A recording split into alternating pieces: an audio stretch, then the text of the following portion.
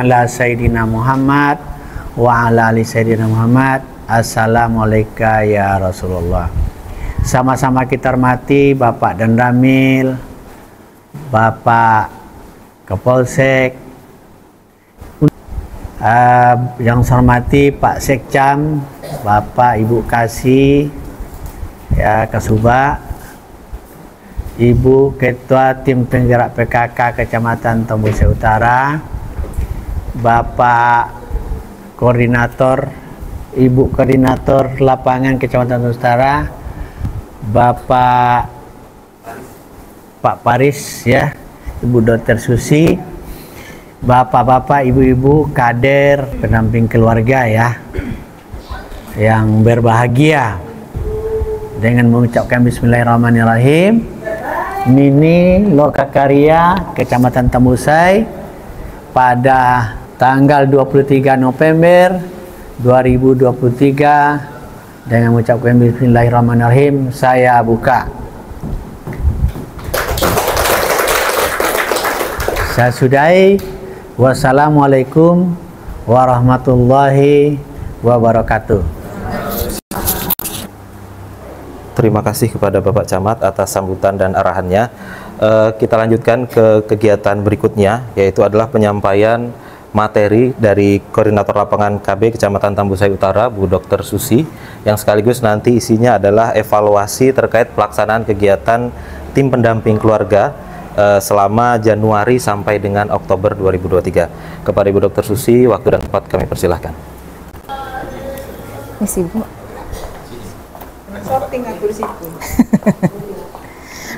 Izin Pak Dan Ramil, Pak Sekcam dan Ibu Camat, terima kasih buat kehadiran Bapak Ibu sekalian. Baiklah, kita akan menyampaikan materi yang terkait untuk Mini Lokakarya hari ini. Mini Lokakarya penurunan stunting tingkat kecamatan Kabupaten Rokan Hulu.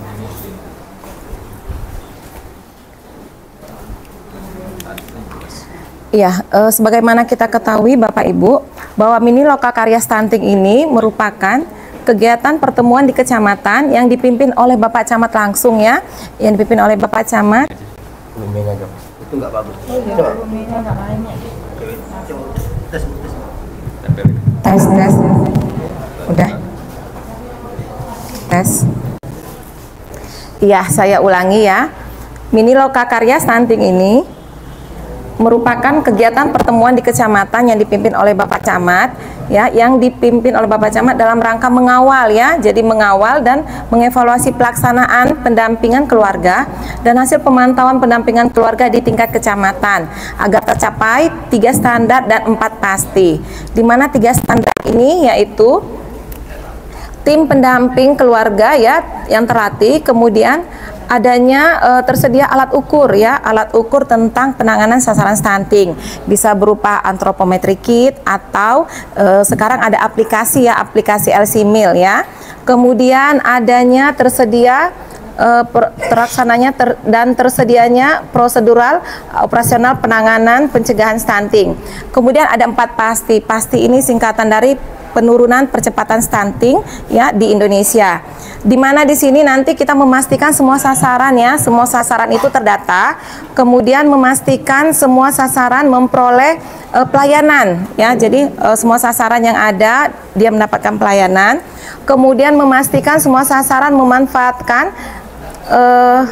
dari pelayanan tersebut dan memastikan semua pelaksanaan dan pendampingan tercatat dan terlaporkan, ya. Kemudian adapun tujuan dari pelaksanaan Mini Lokakarya Stunting ini, yang pertama, peningkatan peran pemerintah daerah dan komitmen lintas sektor di kecamatan dalam meningkatkan koordinasi antar pemangku kepentingan. Itu tujuannya. Yang kedua, meningkatkan pemahaman peserta tentang stunting, penyebab, dampak dan cara mencegah serta mengatasi stunting. Bapak Ibu sekalian yang hadir di sini, kita semua sudah mengerti tentang stunting, Bapak Ibu? Sudah, ya, mungkin saya review ulang, ya. Stunting itu merupakan suatu kondisi gagal tumbuh dan gagal pertumbuhan dan perkembangan pada balita. Nah, penyebabnya tadi di sini ada disebutkan penyebabnya apa? Yang pertama yaitu asupan gizi yang kurang, ya. Nah, asupan gizi yang kurang ini dalam waktu yang lama. Jadi bukan asupan gizi yang kurang dalam waktu singkat, dalam waktu yang lama. Nah, yang kedua, ya, adanya infeksi berulang. Jadi Bapak Ibu, kita tidak boleh mengeluarkan statement ya kan Bu Camat, sikit-sikit stunting, tidak boleh ya. Jadi pertama harus ada asupan gizi yang kurang dalam waktu yang lama. Kemudian ada infeksi berulang. Kemudian ada apa? Ada psikososial ya, psikososial, gangguan psikososial pada anak tersebut ya. Nah itu apalagi kita perhatikan sampai dia berusia nanti 2 tahun ya. Oke. Jadi di sini juga disebutkan apa dampaknya. Nah dampak kalau terjadi banyak stunting ya, maka akan terjadi masalah apa? Masalah pembangunan kualitas sumber daya manusia. Apalagi Bapak Ibu tahun 2045 ya pemerintah sudah menyebutkan bahwa kita akan memasuki Indonesia emas ya. Artinya kalau bisa tidak ada temuan kasus stunting lagi di Indonesia. Ya, oke. Nah, tahun 2045 itu kita genap berusia 100 tahun ya bangsa ini. Jadi kalau bisa tidak ada temuan kasus stunting lagi di Indonesia. Kemudian mencari penyebab kasus stunting yang ditemukan atau audit kasus stunting di tingkat kecamatan. Kemudian pemantauan dan evaluasi pelaksanaan layanan kesehatan dan pendampingan keluarga risiko stunting. Nah, di sini kita bisa melihat koordinasi penyelenggaraan percepatan penurunan stunting ya. Nah, di tingkat kabupaten dipimpin langsung oleh Bapak Bupati atau Bapak Wali Kota di tingkat kabupaten atau di tingkat kota. Seperti yang disebutkan oleh Bapak Camat tadi. Jadi kegiatan stunting ini dipimpin langsung oleh Bapak Bupati ya. Nah, di situ kita bisa melihat bahwa Bapak Bupati mengkoordinasikan, menyinergikan dan mengevaluasi penyelenggaraan percepatan penurunan stunting ya. Nah, tim percepatan stunting ini di tingkat kabupaten ini terdiri atas perangkat daerah ya, termasuk tim TPPKK juga. Nah, di tingkat kecamatan ya, stunting ini dipimpin langsung oleh Bapak Camat ya, dipimpin oleh Camat, di mana Pak Camat bertugas mengkoordinasikan dan memastikan pelaksanaan percepatan penurunan stunting ini untuk mencapai target penurunan stunting kecamatan ya. Nah, di sini kita bisa melihat ketuanya tadi Pak Camat, nah wakil ketuanya kepala puskesmas, kemudian sekretarisnya koordinator KB kecamatan ya. Kemudian pada tingkat desa ya dipimpin oleh Bapak Kepala Desa. Tugasnya untuk mengkoordinasikan, menyinergikan dan mengevaluasi penyelenggaraan percepatan penurunan stunting ini. Nah, di sini di tingkat desa ya, itu nanti melibatkan tenaga kesehatan atau nakes, kemudian penyuluh keluarga berencana, kemudian tim TPPKK, kemudian sub PPKBD atau PPKBD-nya, dan juga kader pembangunan manusia KPM dan kader atau unsur masyarakat lainnya yang terkait dengan penanganan percepatan penurunan stunting. Nah, Bapak Ibu, kita harus mengetahui ya bahwa stunting ini sesuai dengan Peraturan Presiden Nomor 72 Tahun 2021. Jadi Peraturan Presiden Nomor 72 Tahun 2021 ini berbunyi menutup setiap celah ya. Jadi menutup setiap celah potensi anak lahir stunting ya, dimulai dari fase remaja, fase catin atau pasangan usia subur, fase ibu hamil, pasca persalinan sampai bayi itu berusia 59 bulan ya atau 2 tahun. Jadi peraturan presiden ini ya, di sini ada 5 kegiatan penting, salah satunya ini tadi TPK, tim pendamping keluarga. Nah, kita nanti akan mengevaluasi TPK kita sampai bulan Oktober ini. Kemudian ini juga stunting ini berdasarkan Perban BKKBN ya. Perban itu Peraturan Kepala Badan BKKBN nomor 12 tahun 2021 tentang Ranpasti. Ranpasti itu Rencana Aksi Nasional Percepatan Penurunan Stunting tahun 2021 sampai 2024. Ya, kemudian sesuai dengan indikator Strana Strategi Nasional pada lampiran B Peraturan Presiden 72 tahun 2021. Nah, nanti di sini tersedia data keluarga risiko stunting. Kita bisa melihat dalam SIGA. Jadi SIGA itu merupakan suatu aplikasi ya. SIGA itu merupakan suatu aplikasi pencatatan dan pelaporan. Jadi pada SIGA ini ada 3 hal yang dilaporkan. Yang pertama yaitu PK, pendataan keluarga ya. Kemudian kegiatan pengendalian lapangan atau DALAP. Kemudian yang ketiga pelayanan kontrasepsi. Nah, pada SIGA ini kita bisa melihat di sana sudah terlapor 3 hal ini. Jadi ada pendataan keluarga atau PK, kemudian ada pengendalian lapangan ya atau DALAP, kemudian ada pelayanan kontrasepsi. Pelayanan kontrasepsi kita adakan ya setiap tahun ya kan Pak Paris. di semua kecamatan ya. Kemudian terdapat indikator-indikator ya yang berhubungan dengan kasus stunting beresiko stunting ini pada ran pasti tadi ya.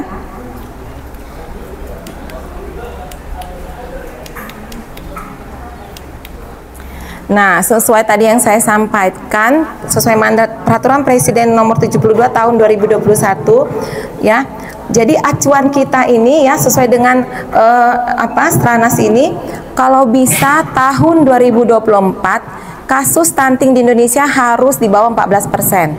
Nah, untuk tahun ini kasus stunting yang ada khususnya Rokan Hulu itu hampir mencapai 22%. Ya, jadi hampir mencapai 22% untuk tahun ini.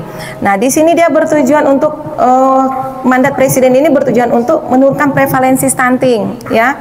Kemudian meningkatkan kualitas penyiapan kehidupan berkeluarga, menjamin pemenuhan asupan gizi, memperbaiki pola asuh, meningkatkan akses dan kualitas pelayanan kesehatan, meningkatkan akses air minum dan sanitasi. Adapun pilarnya yaitu peningkatan komitmen dan visi kepemimpinan, meningkatkan komitmen perubahan perilaku dan pemberdayaan masyarakat, meningkatkan konvergensi intervensi spesifik, meningkatkan ketahanan pangan dan gizi, penguatan dan pengembangan sistem data informasi riset dan inovasi. Kemudian rencana aksi nasional ini RAN ini meliputi yang pertama penyediaan data keluarga berisiko stunting, pendampingan keluarga berisiko stunting. Nah, ini akan kita evaluasi nanti ya. Kemudian pendampingan semua calon pengantin atau calon pus, surveillance keluarga berisiko stunting atau audit kasus stunting. Nah, jadi tim pendamping keluarga ini ya ini fungsinya ya. Jadi ibu-ibu TPK kita harus tahu yang pertama mengkoordinasi ya dengan TPPS desa atau kelurahan, kemudian pendampingan keluarga, kemudian adanya pencatatan dan pelaporan. Nah, kita akan masuk ke dalam evaluasi ya. Evaluasi tim pendamping keluarga Kecamatan dan Tambusai Utara. Nah, di sini kita bisa melihat izin Pak Setan, TPK kita yang ada di Kecamatan Tambusai Utara itu ada 40 tim Pak. Jadi satu tim ini terdiri dari 3 orang ya. Di mana di Kecamatan Tambusai Utara itu ada 3 tim, di Mahato Sakti ada 4 tim, di Rantau Sakti ada 3 tim, di Sukadamai ada 3 tim, di Tanjung Medan ada 3 tim, di Mekarjaya 2 tim, Payung Sekaki ada 3 tim, Pagar Mayang ada 2 tim, Simpang Harapan 3 tim, Bangun Jaya ada 3 tim. Jadi semuanya ini Pak ada 120 kader ya. Jadi ada 120 kader TPK kita yang ada di Kecamatan Tambusai Utara. Nah, kita akan mengevaluasi Pak kinerja mereka ya selama hampir dari Januari sampai Oktober 2023. Nah, ini bisa kita lihat di LC-MIL. Jadi izin Pak, kalau LC-MIL ini merupakan catatan aplikasi screening pendampingan mengenai dari Jatin, dari pasangan usia subur, ibu hamil, pasca persalinan, dan juga baduta ya, bayi di bawah 2 tahun ya. Jadi di sini kita bisa melihat untuk pendampingan Jatin Tambusai Utara ya. Jadi yang sudah dikerjakan oleh TPK kita Bapak Ibu, untuk Tambusai Utara ada 5 orang, untuk Mahato ada 15 orang, untuk Bangun Jaya ada 12 orang, Simpang Harapan ada 10 orang, Pagar Mayang ada 14 orang, Payung Sekaki ada 8 orang, Mekarjaya ada 1 orang, Tanjung Medan ada 11 orang, Sukadamai 5 orang, Rantau Sakti 20 orang, Mahato Sakti 10 orang. Jadi TPK kita biasanya di sini mereka mengadakan edukasi ya. Mereka memberikan edukasi kepada pasangan Jatin itu tentang pencegahan stunting, kemudian mereka menyarankan kepada Jatin itu untuk mendaftarkan ya, mengisi LC-MIL Bu. LC-MIL tadi agar nanti bisa dibawakan persyaratan ke KUA untuk persyaratan pernikahan ya. Kemudian untuk pendampingan bumil, TPK kita sudah mendampingi untuk Tambusai Utara sebanyak 26 orang, untuk Mahato sebanyak 52 orang, Bangun Jaya 80 orang, Simpang Harapan 44 orang, Pagar Mayang 14 orang, Payung Sekaki 15 orang, Mekar Jaya 24 orang, Tanjung Medan 27 orang, Sukadamai 54 orang, Rantau Sakti 9 orang, Mato Sakti 29 orang. Nah, untuk pendampingan Bumil ini ya, TPK kita menyarankan mereka melakukan pemeriksaan ya, pemeriksaan kesehatan, dan juga mengingatkan ibu-ibu hamil untuk meminum tablet FE, tablet penambah darah ya, agar ibu hamil itu tidak mengalami anemia. Nah, untuk pendampingan pasca persalinan ya, untuk Tambusai Utara sudah dikerjakan oleh TPK kita sebanyak 17 orang, Mahato 90 orang, Bangun Jaya 5 orang, Simpang Harapan 55 orang, Pagar Mayang 16 orang, Payung Sekaki sudah didampingi sebanyak 15 orang, untuk Mekar Jaya ada 9 orang, Tanjung Medan 19 orang, Sukadamai 41 orang, Rantau Sakti 14 orang, Mato Sakti 55 orang. Nah, pada pendampingan pasca salin ini Bapak Ibu, TPK kita melakukan konseling KB ya, untuk bagi ibu-ibu pasca persalinan, agar sebaiknya ibu-ibu hamil ini menjaga jarak kehamilannya setidaknya minimal 1 sampai 2 tahun ya, baru bisa untuk hamil lagi. Dan ini merupakan salah satu pencegahan untuk stunting nantinya ya. Kemudian pendampingan baduta. Jadi TPK kita sudah melakukan pendampingan baduta untuk Tambusai Utara sebanyak 47 orang. Untuk Mahato 102 orang, untuk Bangun Jaya 14 orang, Simpang Harapan 79 orang, Pagar Mayang 28 orang, Payung Sekaki 42 orang, Mekar Jaya 16 orang, Tanjung Medan 30 orang, Sukadamai 38 orang, Rantau Sakti 24 orang, Mato Sakti 89 orang. Jadi Pak Secam, Ibu Camat, jadi TPK kita di sini pada pendampingan baduta ini, mereka mengingatkan supaya semua bayi-bayi yang baru lahir itu setidaknya minimal 6 bulan mereka mendapatkan ASI eksklusif ya. Nah, kemudian nanti setelah berusia 6 bulan mereka mendapatkan MPASI dengan gizi yang cukup. Kemudian mereka memberikan pola asuh tumbuh kembang anak ya, mengingatkan untuk ibu tersebut melakukan pola asuh tumbuh kembang anak yang baik pada bayinya ya. Jadi inilah dia yang sudah dilakukan TPK kita di lapangan. Nah, ini data keluarga berisiko stunting Kecamatan Tambusai Utara. Nah, di sini kita bisa melihat Bapak Ibu, untuk Tambusai Utara balita baduta yang sudah didampingi baduta yang ada terdaftar 70 orang. Tambusai Utara TPK-nya hadir di sini yang mana? Tambusai Utara. Oh, keluar. Oke. Mahato TPK-nya? Oh iya, Ibu, di sini kita bisa melihat ya Bu, data baduta kita ada 172. Tetapi yang masih didampingi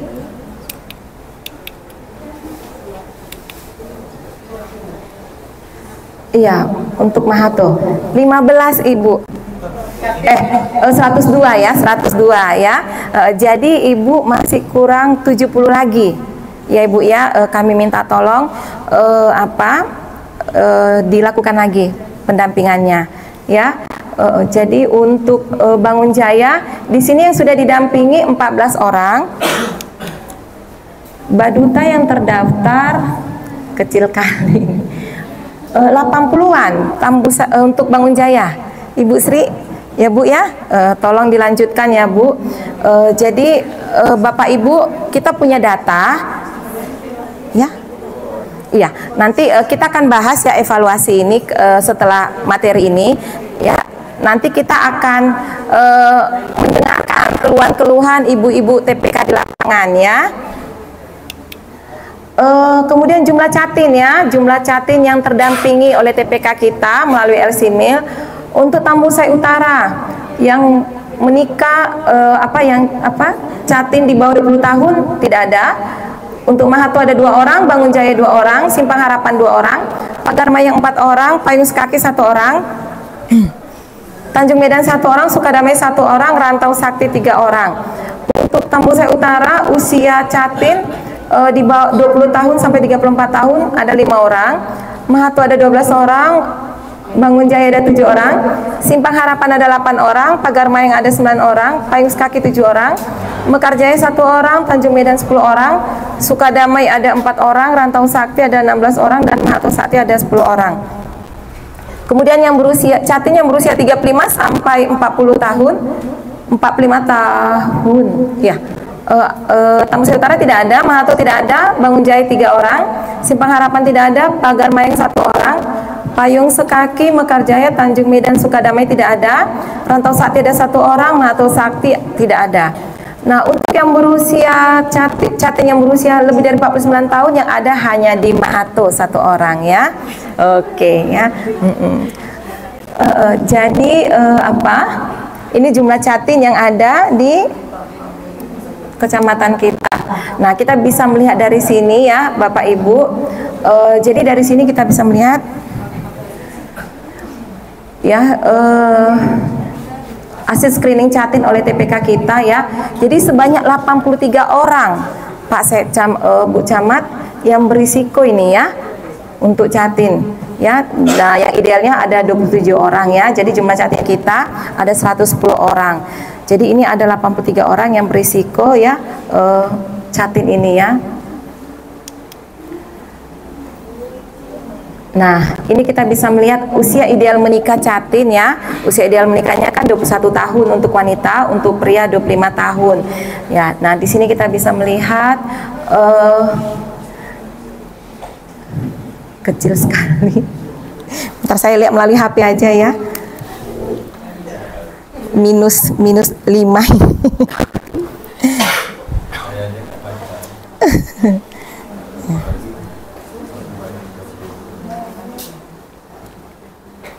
Ya, jadi pada hasil screening Catin dari Januari sampai Oktober ini,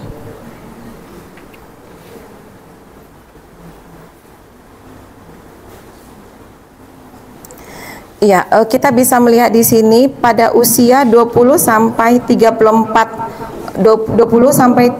34 tahun ada 89 orang, usia 35 sampai 49 tahun ada 5 orang, usia kurang dari 20 tahun ada 15 orang ya.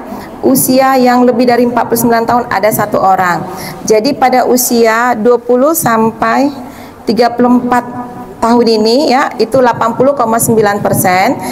Kemudian yang berusia kurang dari 20 tahun ada 13,6%. Kemudian yang berusia 35 sampai 49 tahun ada 4,5% atau sebanyak 5 orang.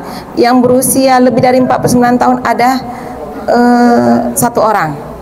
Kemudian untuk usia pria ya, usia Catin yang menikah pria lebih dari 25 tahun ada 45 orang atau 40%. Kemudian usia yang menikah pria kurang dari 25 tahun ada 65 orang.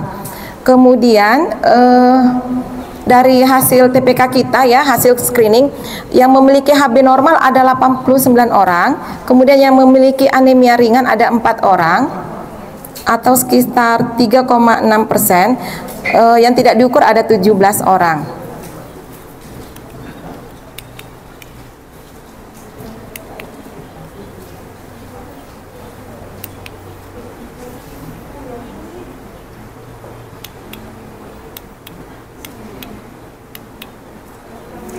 Nah, berikut ini hasil screening Bumil.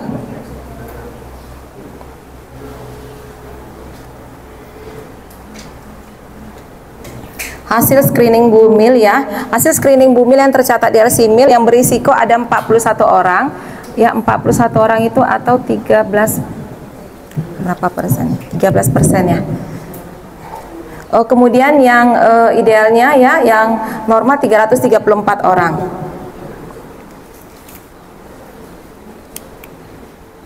Nah, ini jumlah baduta yang terdampingi ya, jumlah baduta yang terdampingi.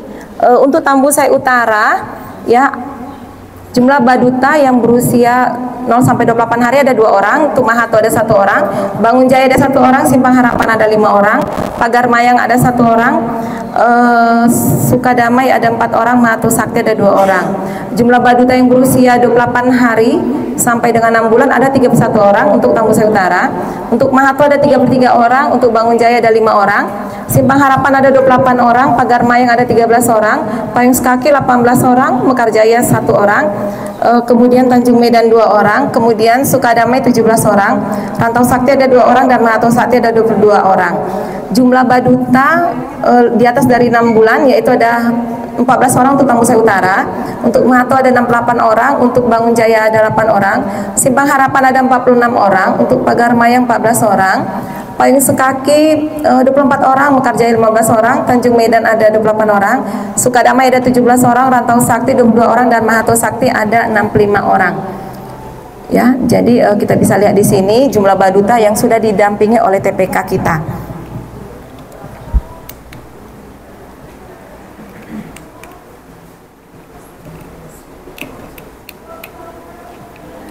Nah, ini hasil screening pemberian ASI eksklusif ya pada Baduta 0 sampai 6 bulan berdasarkan LC-MIL ya.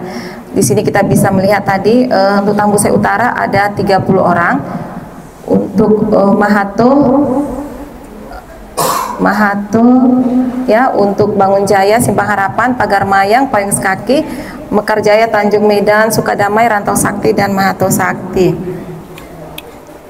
Iya. Nah, ini rencana tindak lanjut kita ya. Semoga dari pertemuan Minilog hari ini ya ada penguatan kerjasama. Jadi kerjasama di antara kita ya, antara TPK dengan TPPS desa berkaitan dengan rencana kerja, sumber daya, pemecahan kendala pelaksanaan pendampingan keluarga ini. Kemudian ada pelaksanaan pendampingan yang meliputi penyuluhan, fasilitasi pelayanan rujukan, dan fasilitasi penerimaan program bantuan sosial. Kemudian TPK kita melakukan pencatatan dan pelaporan hasil pendampingan dan pemantauan keluarga berisiko stunting sebagai bahan pertimbangan pengambilan tindakan yang dibutuhkan dalam upaya percepatan penurunan stunting. Nah, outcome yang kita harapkan ya dari pertemuan ini ya, kami sebagai koordinator KB Kecamatan Tambusai Utara mengharapkan tersedianya data keluarga berisiko stunting yang terbaru dan hasil screening yang dapat digunakan dalam menentukan intervensi serta upaya penurunan prevalensi stunting di Kecamatan Tambusai Utara sesuai dengan strategi nasional ya. Menurunnya prevalensi stunting dan meningkatkan kualitas penyiapan kehidupan berkeluarga. Kemudian pendampingan yang dilakukan oleh TPK tidak hanya sekedar data, tapi juga memberikan solusi ya permasalahan yang dihadapi oleh sasaran yang didampingi kalau ada masalah nantinya. Ya, inilah materi dari kami, Bapak Ibu. Kami mengharapkan ya kerjasama di antara kita, dan kami buka seksi tanya jawab untuk setiap kita yang hadir di sini. Terima kasih.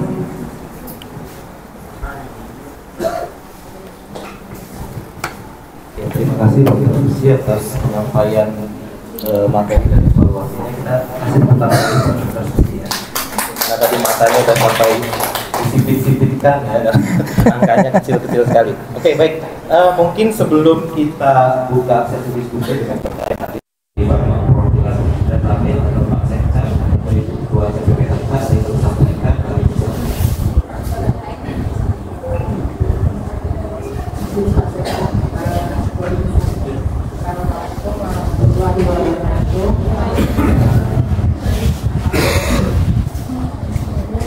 Saya mungkin bertanya, menyarankannya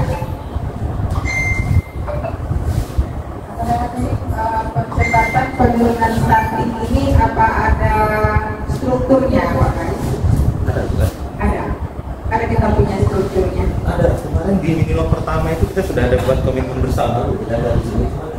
Ya, dipindah. Nggak ada di sini.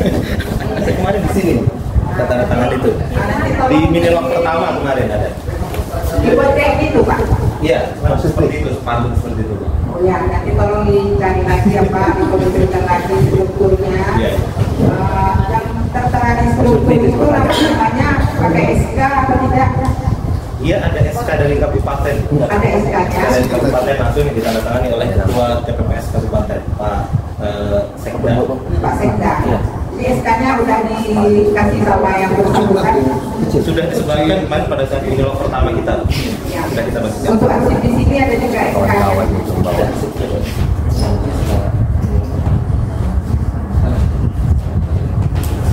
Kalau nggak ada nanti saya kasih lagi. Nanti ya walaupun SK-nya sama yang bersangkutan dan disimpan dan tidak, ya jelas untuk arsip dan cabang kan itu harus ada SK ya. Kemudian struktur percepatan penurunan stunting ini hendaknya disampaikan sama yang mempunyai tanggung jawab struktur itu, ya Pak Faris.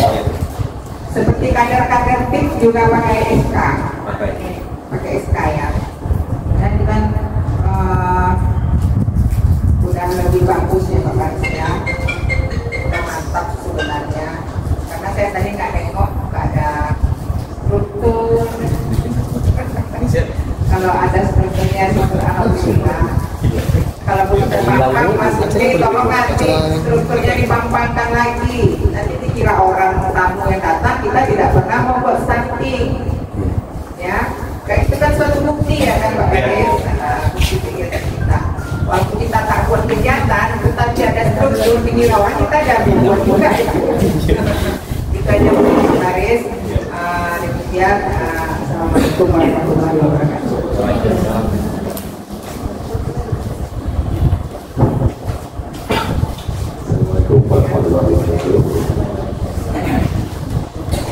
Kasih guru camat dan masukan buat apa-apa nanti harus sesuai kalau tidak kalau di ruang saya juga boleh struktur memang penting untuk kita berkoordinasi dan di kantor itu KP-nya juga perlu dipaksa juga ya, struktur. Kemudian saya tanggapi sedikit tentang ini log yang paparan itu kasus tadi. Pada berarti asli eksklusif itu banyak yang tidak asli eksklusif dibanding asli eksklusif. Sementara masih banyak yang asli eksklusif ya. Mahathir banyak yang tidak. Simpang harapan Gerbang Jaya semuanya asli eksklusif. Simpang harapan, nah itu adalah masalah. Tentu ini tidak lanjut. Nah, ada rencana tidak lanjut itu tidak lanjut. Nah itu tim pendamping keluarga melakukan rencana laporan. Nah ini ibu-ibu TPK mesti harus cari tahu permasalahannya apa dan tidak cara beginilah kita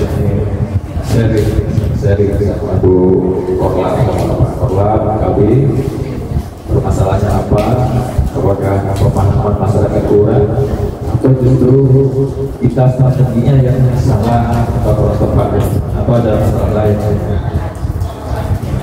Nah, Abu Korlap dan Pak Faris Pak KB mengenai pembekalan tadi, apakah ibu-ibu TPK sudah diberi pembekalan pemahaman apa yang didampingi, misalnya pendampingan ibu hamil, ibu TK, capek dan lain-lain. Itu kan mesti punya pemahaman ibu-ibu TPK supaya di lapangan nanti kan betul-betul tahu apa yang mau disampaikan supaya tujuan dari percepatan penurunan stunting bisa tercapai. Itu saya bisa bagaimana sih pembekalannya sudah sejauh mana, kemudian memonitor dari ibu TPK ini bagaimana strateginya untuk memonitor mereka bahwa mereka di lapangan betul-betul mendampingi, bukan hanya laporan dan pencarian saja. Barangkali itu ditanggapi Pak Ibu. Terima kasih. Assalamualaikum warahmatullahi wabarakatuh.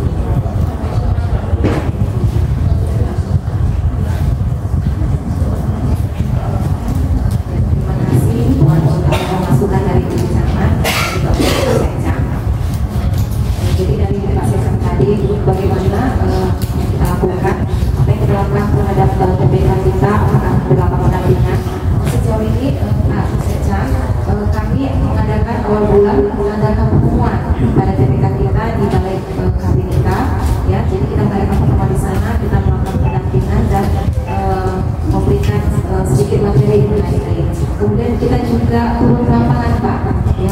khususnya untuk kampung kami kita di Mekarjaya sama Sekar Harapan. Kita di sana juga mengundang beberapa masyarakat, kita memberikan penyuluhan dan materi-materi yang berhubungan dengan percepatan pengelolaan stunting ini Pak. Itu yang kami lakukan dan Bapak bilang tadi dari mana kita ada kolom-kolom, kita bisa melihat dari laporan yang mereka berikan Pak kepada kita. Jadi sejauh ini yang kami lakukan, mungkin bisa ditambahkan oleh Bapak Haris.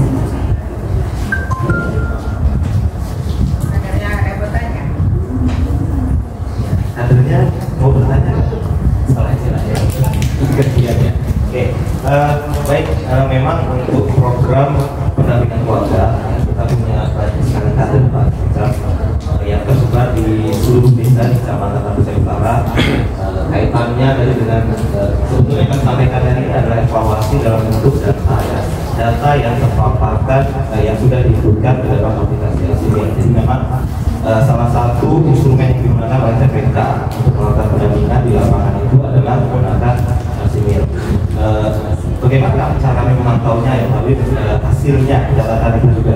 Kemudian kami juga berikan kartu kendali juga ya, selain dari aplikasi, karena aplikasi ini kadang-kadang kalau sinyalnya masih bagus, aplikasinya nggak bisa dibuka. Jadi kita juga punya kartu kendali yang nantinya memang setiap bulan itu yang didampingi oleh TPK itu ada jumlahnya. Nanti ini harus diketahui oleh kepala desa yang bersangkutan. Jadi itu adalah untuk monitoring. Tapi kalau untuk monitoring satu persatu timnya setiap saat itu memang kami kekurangan tenaga untuk itu Pak. Untuk melakukan memantau setiap saat di desa itu memang kami masih kurang tenaga. Makanya kami menggunakan instrumen-instrumen itu. Ya, kami yakin kader TPK ini sebagian besar ya, saya tidak bilang semuanya. Karena memang dari semester pertama kemarin kita sudah tarik data seperti ini. Tarik data TPK mana saja yang sudah melakukan pendampingan, memang masih ada beberapa kader TPK yang belum melakukan pendampingan kepada aplikasi Asimil. Nah, inilah yang menjadi PR kita semua. Kemudian PR kami khususnya, kemudian kaitannya dengan orientasi TPK ya. Jadi sebetulnya TPK ini sudah berjalan di tahun kedua. Di tahun kemarin kita juga sudah mulai melakukan pendampingan. Hanya saja di tahun kemarin itu kita belum punya Asimil. Kita masih menggunakan Google Drive ya.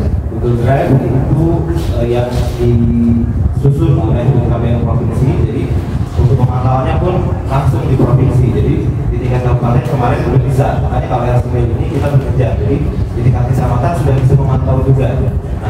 Nah, perbedaannya adalah masih banyak manualnya kalau kemarin. Dan orientasi itu juga kita lakukan setiap tahun. Nah, kebetulan untuk tahun ini kita sudah melakukan orientasi kemarin di bulan April ya. April ya, sekitar bulan April. Maret ya. Dan tahun kemarin juga sekitar bulan ini Maret atau April. Ini sudah 2 kali orientasi. Hanya saja mungkin TPK kita ini di Tanjung Utara ini sering terjadi pergeseran anggota. Nah, ini juga yang menjadi kendala salah satu dari program tantangannya kita ya, karena ada beberapa TPK kadang-kadang nanti setelah berjalan beberapa bulan ya nanti bisa diganti gitu ya. Ini monggo ibu-ibu yang di lapangan ingin kita tahu nih masalahnya apa bisa diganti ya. Ada beberapa makro, kemudian ada juga yang kadernya beberapa yang sudah juga yang kemudian aplikasi juga. Ketika nanti kader yang sudah diorientasi ini digantikan dan yang digantikan itu baru, nah ini nanti posisinya nih yang baru-baru ini mungkin yang akan sedikit lambat tentunya. Makanya itu tadi saya sampaikan, kami sudah setiap bulan di Balai Pemuluhan itu mengundang perwakilan kader-kader desa, melakukan kita memberikan penguatan terus baik terkait tugas di KP, TPK dan sebagainya. Harapannya nanti kader-kader baru itu juga lambat laun bisa mengikuti seperti ini. Itu Pak Kita. Kalau dari Bapak, ya,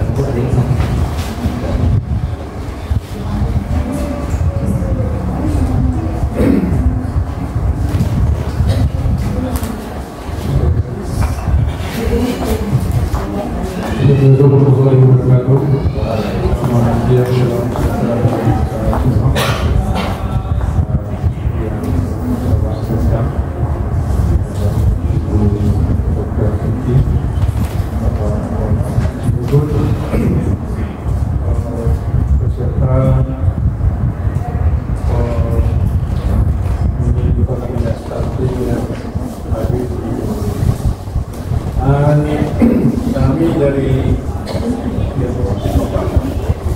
kami teruntuk kepada Bapak Kepala sudah Bu ya. Jadi Bu 1 tahun ya?